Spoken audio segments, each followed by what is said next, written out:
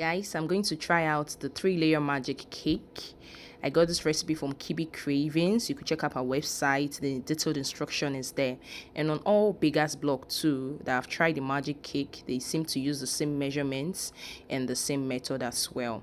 So we first started by separating our eggs. We separated the egg white from the egg yolk. It's actually called magic cake because it forms 3 layers when it is baked: a custard layer, a cream layer, and a sponge cake at the top. Is that not magical? Without having to lay these cakes separately on each other, it just forms or develops when it is in the oven. So you can see me, I had to make use of my hand mixer to get the watery batter ready, then use my stand mixer to beat the egg whites till it forms a very stiff peak. You can see it, that peak, that's a texture you need to make ice cream. That is how the egg whites should be.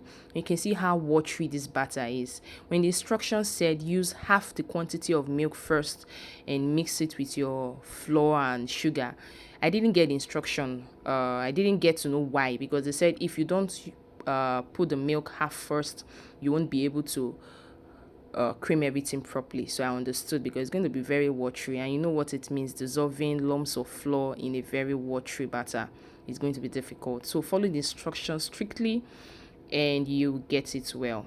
And the recipe also said that it is okay to have lumps of egg white or patches of egg whites when you're done folding in the egg whites into the watery batter or the milk batter. So I'll call this actually a milk cake with eggs. Let me put it that way. And another thing I noticed about this recipe too is I forgot to grease my foil. Yes, you have to grease your foil. It will not just come off easily.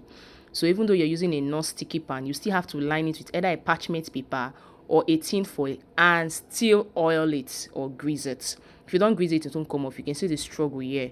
It got stuck to the foil, and a normal day and an ordinary cake will actually peel off from this foil so easily, but this didn't. It gave me tough time to the extent that I just had to cut it with the foil, tin foil like that. But did I get my 3 layers?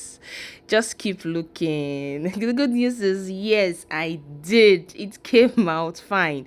Another thing I noticed is this recipe calls for an ajebota kind of oven. What I mean, you have to use a conventional oven or an electric oven so that it will look so beautifully like the picture that first appeared. So you can see my custard layer, my flan at the middle, and my sponge cake at the top.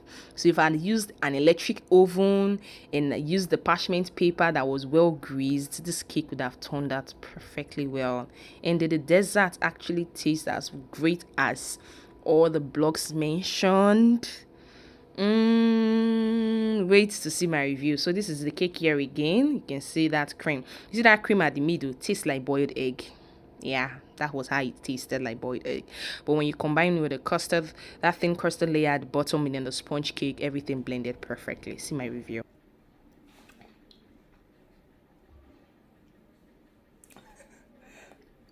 These are some of the desserts that you get to pay $1 million when you go to some of those very expensive restaurants.